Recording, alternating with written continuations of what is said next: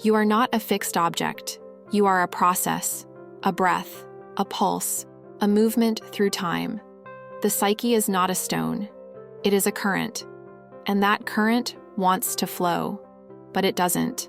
Not always. Because somewhere along the way, the flow got interrupted. The charge built up, but never discharged. The tension formed, but never relaxed. And that stuckness, it became your ego. Wilhelm Reich was a psychoanalyst who saw what others didn't. He believed that psychological health wasn't just about your thoughts. It was about your body, about energy, breath, muscle. He called that energy orgone. You don't have to believe in orgone to understand what he meant. You just have to notice what happens when you cry, or scream, or yawn, or finally, let go. Reich described 4 natural stages that energy passes through when we're healthy. 4 phases of flow, 4 steps in the cycle of becoming whole. They are 1. Mechanical tension. 2. Bioenergetic charge. 3. Discharge. 4. Relaxation. Most people never complete the cycle. We get stuck somewhere, and that's where the ego forms its armor. Let's look at the 4 ways we interrupt this natural process. 1. Blocked at tension. This person avoids sensation altogether. They disconnect before it even starts. They don't want to feel. They go numb. They drift into thought, or fantasy, or addiction, or detachment. They say they're fine. They're not fine. They just never let the wave rise. 2. Blocked at charge. This one feels the tension, but can't bear intensity.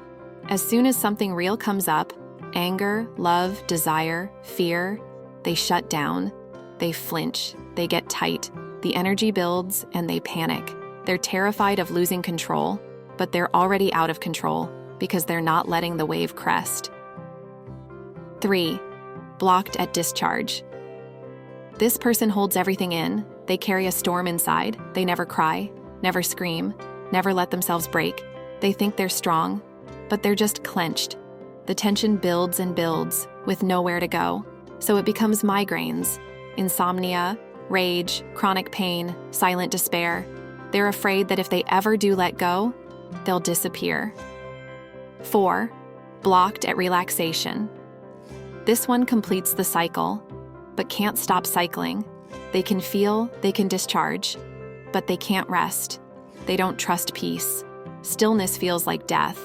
So they start the cycle again. Productivity, chaos, drama, movement, always doing, always chasing. They look alive, but they're burning out. Each of these blockages becomes a persona mask, a false self, a coping pattern that hardens into identity. And we think, that's just who I am.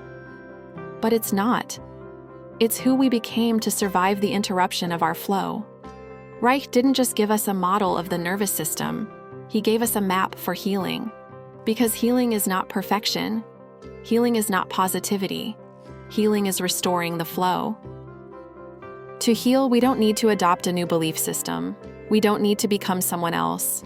We need to complete the cycle. We need to allow tension to form, to let energy build, to release it in whatever form it wants to come. Crying, screaming, shaking, orgasm, laughter, dance, collapse, and then, most importantly, to rest, to let the body return to stillness. We don't need more discipline. We need permission. The ego is the part of us that formed to hold back the flow. It's a dam in the river, a firewall around the scream, a tight jaw around the grief. It wears many masks: control, productivity, strength, detachment. But at its core, it is armor. To deprogram the ego is to restore the flow. Not to destroy the self, but to let the true self move again. To breathe, to express, to be. You know how your body yawns when you're tired? That big inhale, that wide stretch, the release at the end? Even a yawn is the body's way of trying to complete the cycle. Tension, charge, discharge, relaxation. A small reset. Let it happen. Let the wave move. Let the self return.